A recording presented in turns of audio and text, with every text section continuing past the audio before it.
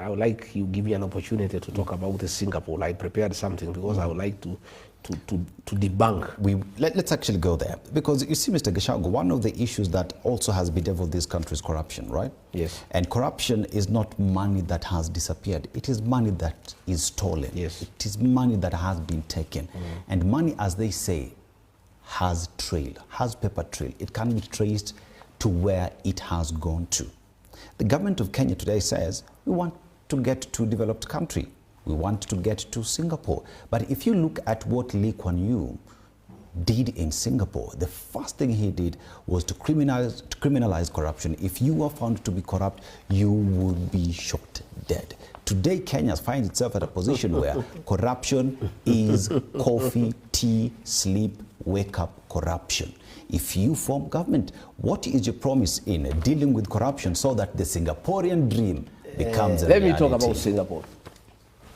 William Ruto is very good at narratives. Last election, he came with the bottom-up economic model. It has collapsed. He said he'll lift people from bottom to up. Those who own motorbikes will own centers and taxis.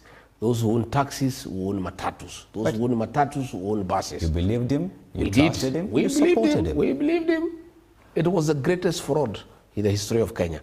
Electoral fraud. He conned all of us and the people of Kenya. Mama Mboga, border. He doesn't talk about them anymore because he knows it's trash.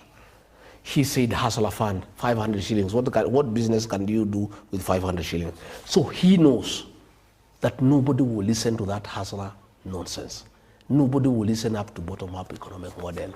So he has now come up with a new con game of Kenya should be like Singapore. Singapore, the country pursued a radically pro-business, export-oriented strategy. Singapore slashed corporate taxes, guaranteed rule of law, and built investor confidence. So what is William Ruto doing? He's saying we want to be like Singapore. This is what Singapore did. Yeah?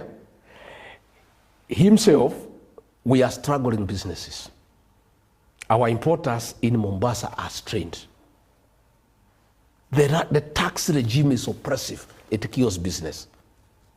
Investors are fleeing Kenya due to corruption and insecurity. In Singapore, they rose to what they became because of rule of law. In Ruto's Kenya, the one he wants to be Singapore, goons are in charge of the country. And he's saying that Kenya can be like Singapore. Singapore became what it is because of rule of law. Here is William Ruto, president of Kenya, saying, Kenya will be like Singapore, first world. Singapore became what it is because of rule of law. In Ruto's Kenya, goons are in charge of the police. Who is going to invest in this country? When goons took over Nairobi and other centers, destroyed supermarkets, destroyed factories under police supervision, who in his right mind is going to come and invest in Kenya?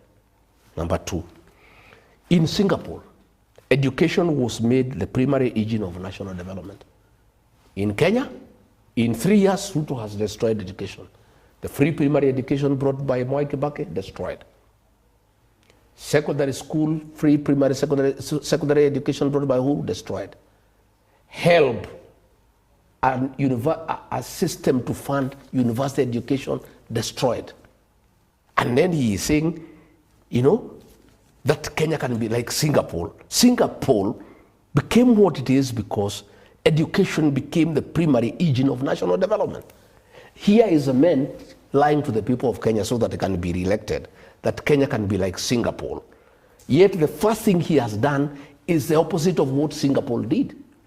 Singapore made sure that education is the primary engine of development. William Ruto, who is cheating the people of Kenya, that Kenya can be like Singapore, the first thing he has done in 3 years of his presidency is to destroy the education system irreversibly. And then he is telling people that Kenya can be like Singapore. In Singapore, they had bilingual policy. English for economic competitiveness, mother tongue for identity. Okay? So here in Kenya, William Ruto says when you speak your mother tongue, you are tribal. Mr. Gachagua, we've heard you. When we are saying Yes. we need identity, he says if you speak your mother tongue, you are tribal. We've heard what Singapore did. We've had the problems that Kenya faces before it gets to Corruption. Singapore. Corruption in Singapore. For Singapore to be what it is, corruption was aggressively implemented. And Singapore ranks the top 5 least corrupt countries for decades. Kenya, corruption is rewarded.